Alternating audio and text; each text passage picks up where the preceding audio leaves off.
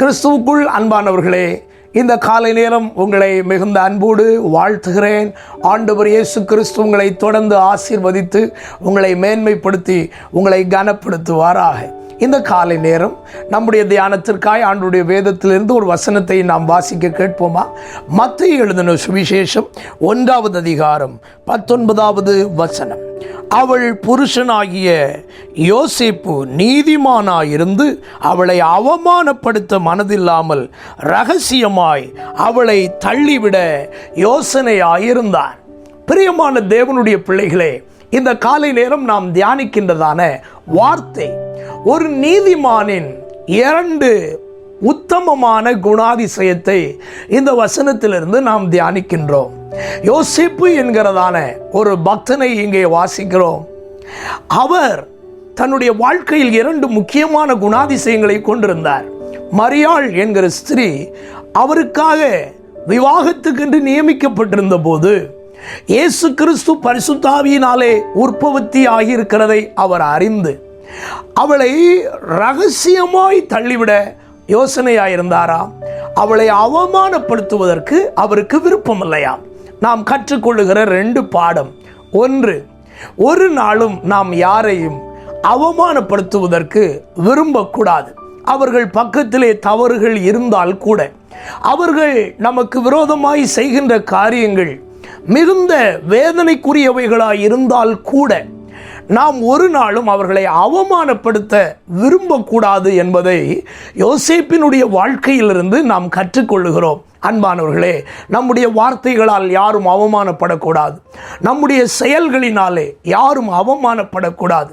யாரையுமே அவமானப்படும்படி நாம் நடத்தவும் கூடாது என்பதை நாம் அறிந்து கொண்டு, இதுவரையிலும் நமக்குள்ளே அப்படி எங்கேயாயிலும் சில சூழ்நிலைகள் உண்டாயிருந்தால் கர்த்தரிடத்திலே மனம் வருந்தி அதற்காக மன்னிப்பு கேட்போம். முடிந்தால் யாரை நாம் அவமானப்படுத்தினோமோ அவர்களிடத்திலே நேரடியாய் மன்னிப்பு கேட்போம். இனிமேல் யாரையும் அவமானப்படுத்தக்கூடிய இருதயம் நமக்கு இல்லாதிருப்பதாக 2வது சொல்லப்பட்டிருக்கிறது.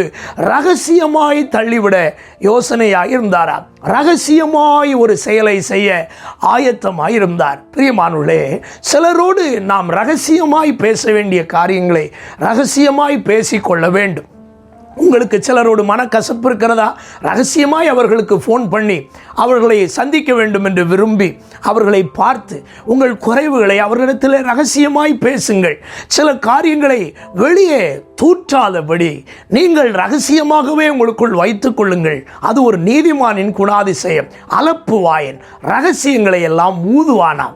புத்திமான் தன் இருதயத்துக்குள் அதை காப்பான். என கண்பானவர்களே, நம்முடைய வாழ்க்கை எப்படி இருக்கிறது என்பதை இந்த காலை நேரம் ஒரு பரிசோதனை பண்ணி பார்ப்போம். யோசேப்பு என்கிற நீதிமான் அவர் அவமானப்படுத்த விரும்பாமல் இரகசியமாய் அவளை தள்ளிவிட விரும்பினதை வேதத்தில் நம்ம வாசிக்கிறோம். ஆனால் கர்த்தர் அதுக்கு அனுமதி கொடுக்கவில்லை. தேவ திட்டங்கள் நிறைவேறினதை நாம் அறிகிறோம். ஆனால் நம்முடைய வாழ்க்கைக்கு தேவையான 2 காரியம். 1, நாம் யாரையும் அவமானப்படுத்த விரும்பக்கூடாது.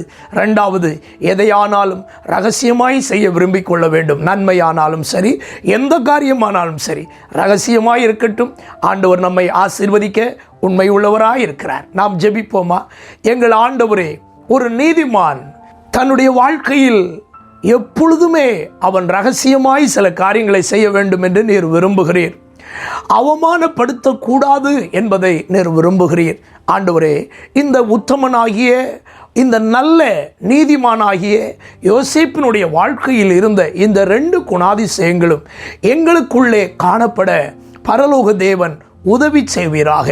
தொடர்ந்து நாங்களும் நீதிமான்கள் வாழ்ந்தது போல வாழ இரக்கம் செய்யும். இந்த நாளையும் எங்களுக்கு ஆசீர்வாதமாய் மாற்றித்தாரும், ஜெயமாய் நடத்தும். இரட்சகர் இயேசுவின் நாமத்தில் வேண்டிக் கொள்கிறோம் எங்கள் நல்ல பிதாவே. ஆமென். God bless you. கர்த்தர் உங்களை ஆசீர்வதிப்பார். ஆமென்.